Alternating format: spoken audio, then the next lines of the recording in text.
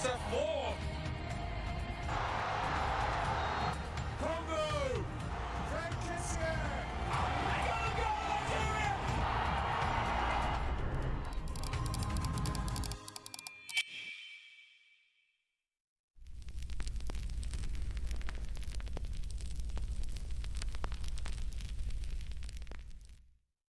Du 21 décembre 2025 au 18 janvier 2026, l'Afrique du football se donne rendez-vous au royaume chérufien.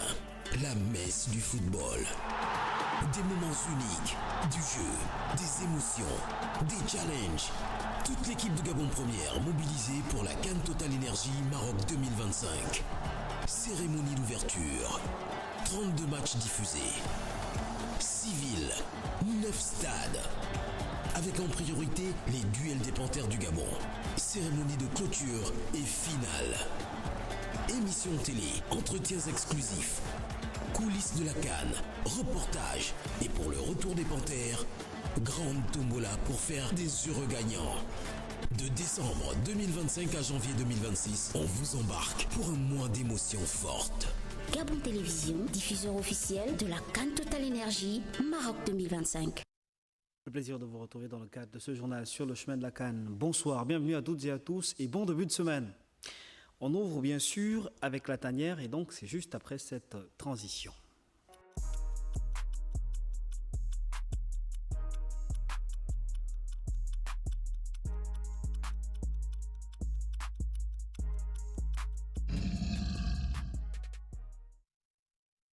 C'est en image, donc avec sorti bien sûr cette information en rapport avec Pierre-Emerick Aubameyang, sorti à la 26e minute lors du match comptant pour la 16e journée de championnat de première division contre Monaco. Pierre-Emerick Aubameyang a donc dû quitter ses coéquipiers en raison bien sûr d'une douleur à la face postérieure de la cuisse gauche après concertation avec le staff médical de l'équipe nationale et le staff médical de l'Olympique de Marseille. Il a été décidé donc que ce dernier donc va suivre ses soins du côté de la France. PA sera donc indisponible pour le match du 24 décembre contre le Cameroun et pourrait rater également le duel contre le Mozambique. Et puisqu'on parle de Pierre-Emerick Aubameyang, allons-y suivre à présent la réaction bien sûr après sa blessure d'un ancien international gabonais. Il s'agit bien sûr de Valérie Ondon-Ebé. On l'écoute. Forcément que c'est un coup dur et pendant 2 matchs. Il faut également relever que les blessures musculaires, ce n'est pas très facile à mesurer dans la reprise au niveau de la guérison. Et on espère simplement que, aujourd'hui, beaucoup de traitements accélèrent la guérison. On espère qu'il pourra être d'attaque pour peut-être le 2e, voire le 3e match. Mais c'est sûr que c'est une absence qui va énormément pesé sur l'équipe gabonaise. La préparation commence à peine, on ne peut pas aujourd'hui déclarer qui pourrait lui succéder. Et le sélectionneur va prendre le temps en fonction évidemment de la réorganisation qu'il va avoir, parce que quand on joue avec Pierre-Emerick, c'est une façon de jouer, donc il va devoir se réorganiser, se réajuster et voir justement quel est le trio d'attaque, si c'est ça qu'il choisit. Ou quels sont les attaquants qui vont justement composer la ligne offensive. Je crois que c'est l'occasion également pour certains de se montrer. Directement, je peux penser à Babika, je peux penser à Malik Evouna.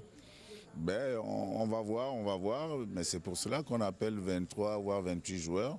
C'est pour pallier à ce genre de situation. Présent à Tanière avec cette mauvaise nouvelle pour les Panthères, puisqu'on parle de Uri Michel Mbola qui est donc forfait. Et c'est toujours en image des victimes donc d'une douleur musculaire de la cuisse gauche. Le sociétaire de Metz est trop juste pour une reprise intensive des activités pour préserver l'intégrité physique du joueur. Le staff technique des Panthères a procédé à un remplacement numérique, puisqu'on a remplacé donc Mbola pour faire appel à Yanis Memba.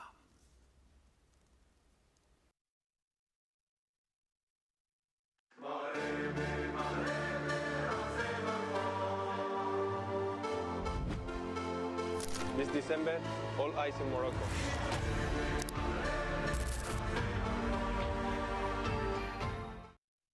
estimation Maroc, vous l'avez compris, hein, c'est donc une manière de vous mettre sur le sillage de cette compétition. Et puisqu'on parle de cette destination-là, on va parler du Gabon, bien sûr, avec en image ce Gabon donc, qui sera du côté de la CAN 2025, puisqu'il s'agit bien sûr côté football, du côté économique, sans oublier le côté culturel, puisqu'on va organiser bien sûr un village culturel qui fera donc la part belle aux éléments en rapport avec la tradition et la culture gabonaise. Il faut rappeler que c'est un partenariat donc entre le ministère de la Culture et du Rayonnement des Arts avec l'Agence nationale de la promotion des investissements. Le village sera donc ouvert à partir du 22 décembre prochain et tiendra jusqu'au 18 janvier 2025.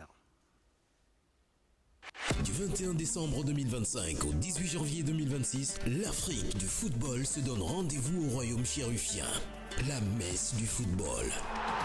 Des moments uniques, du jeu, des émotions, des challenges. Toute l'équipe de Gabon Première mobilisée pour la CAN Total Energy Maroc 2025. Cérémonie d'ouverture. 32 matchs diffusés. 6 villes, 9 stades. Avec en priorité les duels des Panthères du Gabon. Cérémonie de clôture et finale. Émissions télé, entretiens exclusifs, coulisses de la CAN, reportages et pour le retour des Panthères, grande tombola pour faire des heureux gagnants. De décembre 2025 à janvier 2026, on vous embarque pour un mois d'émotions fortes. Gabon Télévision, diffuseur officiel de la CAN Total Energy Maroc 2025. Et puis pour des nations, il faut rappeler que le Maroc a conséquemment investi sur structure. Le royaume chérifien devient le premier pays à utiliser 9 stades pour la Coupe d'Afrique des Nations. On fait le point avec Raïssa Lormezan-Mendam et Adeline Abenmondo. La 35e édition du plus grand rendez-vous de football africain s'annonce exceptionnelle. Le Maroc, pays hôte, a placé la barre haut. 9 stades repartis dans 6 villes accueilleront les 24 équipes logées dans 6 poules pour offrir un spectacle grandiose. Le royaume chérifien mise sur des infrastructures à la fois modernes et traditionnelles. Rabat, la capitale, concentre à elle seule 4 sites dont le complexe sportif Prince Moulay Abdellah, considéré comme le 2e plus grand stade du pays. Près de 69 500 spectateurs sont attendus dans cette enceinte officiellement inaugurée le 4 septembre de l'année en cours. Le complexe sportif Prince Moulay Abdellah sera le théâtre du match d'ouverture et de la finale. Les poulains du coach Walid Regragui, grands favoris au vu de leur performance, affronteront les Comores dans le groupe A, également composé du Mali et de la Zambie. Les rencontres de la poule A se joueront aussi bien au complexe sportif Prince Moulay Abdellah qu'au stade Mohamed V de Casablanca, une enceinte de 45 000 places inaugurée en 1955. Dans le groupe B, l'Égypte de Mohamed Salah, nation la plus titrée avec 7 Coupes d'Afrique, et les Bafana d'Afrique du Sud sont considérés comme grands favoris. Ils seront accompagnés de l'Angola et du Zimbabwe. Les matchs se disputeront notamment au Grand Stade d'Agadir, 41 144 places, situé dans le quartier Adrar, ainsi qu'au Grand Stade de Marrakech, 41 245 places, ouvert officiellement en 2011. Autre groupe, autre stade. Le groupe C réunit le Nigeria de Victor Osimhen, finaliste malheureux du dernier Ballon d'Or africain, ainsi que la Tunisie, l'Ouganda et la Tanzanie. Les rencontres se joueront au stade du complexe sportif de Fès, 35 468 places assises, inauguré le 25 novembre 2007, et au stade olympique de Rabat, construit en 9 mois et qui a ouvert officiellement ses portes le 4 septembre 2025. Le stade El Bahid, situé dans le quartier de Lagdal à Rabat, est inauguré le 13 novembre 2025 avec ses 18 000 places, plus petite arène de la compétition, ainsi que le grand stade de Tanger, 75 600 places, ouvert au grand public le 26 avril 2011, accueilleront le groupe D. On y retrouve le Sénégal, vainqueur de la 33e édition, le Congo de Fiston Maélé, meilleur joueur interclub de la CAF, le Bénin et le Botswana. Le Sénégal et la RDC, déjà opposés lors des éliminatoires du mondial, se retrouvent à nouveau.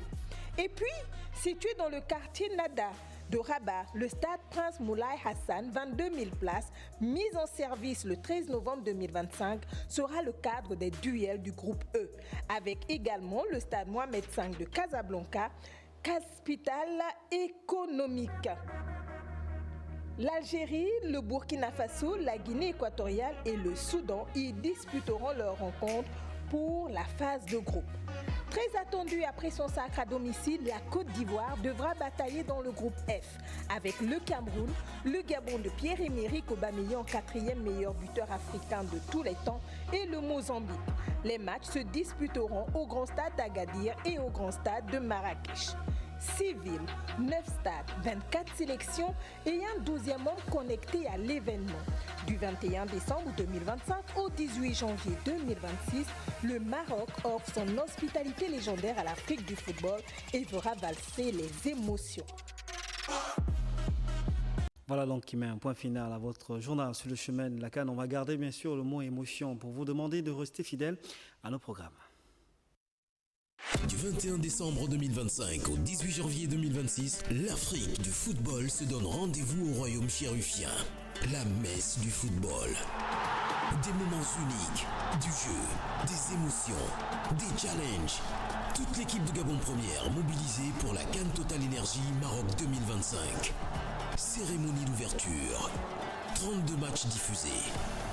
6 villes, 9 stades.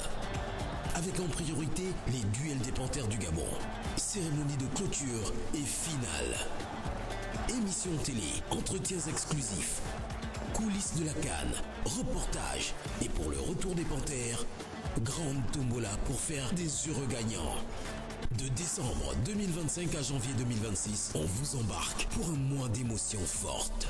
Gabon Télévision, diffuseur officiel de la CAN Total Énergie Maroc 2025. And it's a 4.